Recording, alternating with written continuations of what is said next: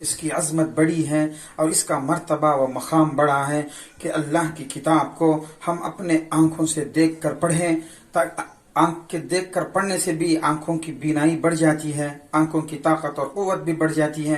اس کتاب کا مرتبہ و مقام کچھ الگ ہے۔ اللہ تعالیٰ اس کتاب کے لیے جب بھی پڑھا جائے تو یہ حکم دیا گیا کہ غور سے سنو کہ جب یہ قرآن پڑھی جائے تو ادھر ادھر نہ دیکھو، ادھر ادھر خیالوں میں گم نہ ہو جاؤ۔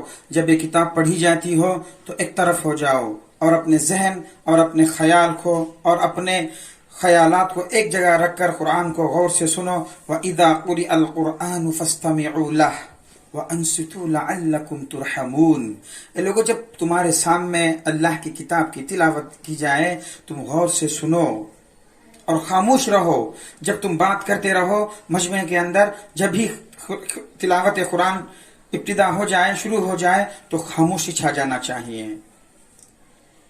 اگر قرآن کی تلاوت ادھر ہو رہی ہے تو ادھر باتیں ہو رہے ہو یا گپ شپ ہو رہے ہو یا اپنا کوئی بیان ہو رہا ہو یا اپنے آپس کی گفتگو کر رہے ہو، ادھر قرآن کی تلاوت چل رہی ہے، یہ اس کی بے ادبی ہے، اس کے احترام کے خلاف ہے، اس کی عظمت کے خلاف ہے۔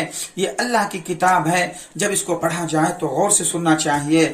ہاں، اگر قرآن کی تلاوت ہو رہی ہو تو باتیں کرنا، گپ شپ کرنا، اس سے غفلت برتنا، بے اعتنائی برتنا، یہ سب کافروں کی نشانی ہے، یہ کفر کی علامت ہے۔ اللہ تعالیٰ فرماتے ہیں وَقَالَ الَّذِينَ كَفَرُوا، کافر لوگ کہتے تھے کہ ہاں، جب جمع ہو جاتے، ایک جگہ اکٹھے ہو جاتے، اگر قرآن کی آیت ہوتی، اگر قرآن پڑھی جاتی تو اس وقت کہتے کہ کیا کہتے کافی؟ لا تسمعوا لہ، اسے مت سنو۔ قرآن جب تمہارے سامنے پڑھا جائے تو مت سنو، لا تسمعوا لہذا القرآن، ہاں اس کے مت سنو تم، اور کیا کرو؟ والغوا فیہ لعلکم تغلبون، تم یہ کام کرو کہ جب ادھر قرآن تلاوت کرتے رہو تو تم ادھر اپنی باتیں چلاؤ اور گپ شپ کرو اور زور سے بلند آواز سے باتیں کرو، تاکہ قرآن کی آواز سے ہماری بات چیت اور ہمارا شور و غل اس کے اوپر غالب آ جائے، لوگ قرآن پاک کو نہ سن سکے۔ تو یہ نشانی بتلایا اللہ نے کو کافروں کی، منافقوں کی، کہ جب بھی ان کے سامنے قرآن پاک پڑھی جائے تو وہ سننے کے بجائے آپس میں بات چیت کرتے ہیں۔ یہ کفر کی نشانی بتایا، یہ کفر کی علامت بتایا، یہ نفاق کی نشانی بتایا۔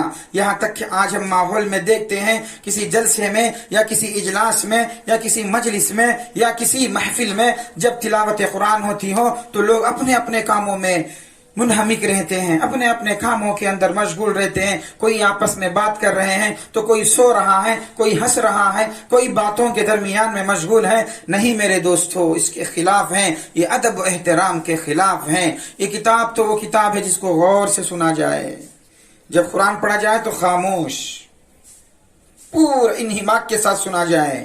آج کل ہوٹل والے کیا کرتے ہیں؟ جب صبح سورہ بقرہ رکھ دیتے ہیں یا کسی گھر کے اندر سورہ بقرہ آن کر دیتے ہیں اور پورے گھر والے، کوئی پیپر پڑھ رہا ہوتا ہے یا کوئی کتاب پڑھ رہا ہوتا ہے، کوئی پکانے کے اندر مشغول ہے، ہاں کوئی باتوں کے اندر مشغول ہے، ہوٹل میں چائے پینے والے چائے پی رہے ہیں اور ناشتہ کرنے والے ناشتہ کر رہے ہیں، ایک دوسرے میں آپس میں باتیں کر رہے ہیں، اور ادھر قرآن کو سامنے رکھے اور قرآن ٹیپ ریکارڈ میں رکھے قرآن چلایا جا رہا ہے۔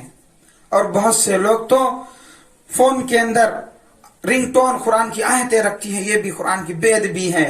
میسج کا رنگ ٹون جو ہوتا ہے وہ بھی قرآن کی آیت رکھتے ہیں، یہ بھی اس کے ادب کے خلاف ہیں۔ تو خاص کر کے اللہ تعالیٰ کی طرف سے یہ بتایا گیا کہ یہ کافروں کی نشانی ہے۔ کافر کہتے کہ لا تسمعوا لهذا القرآن، کہ ہاں جب تمہارے سامنے قرآن پڑھا جائے تو ہرگز مت پڑھو، بات چیت میں مشغول ہو جاؤ، والغوا فیہ، تو تم شور و غل کرو۔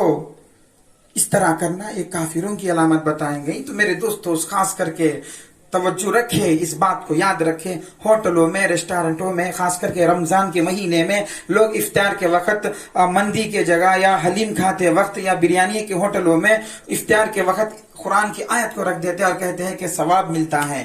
ہاں، اس کو تم غور سے سنو تو تمہیں ثواب ملے گا، ورنہ اس کا الٹا تمہیں گناہ ملے گا، یاد رکھے۔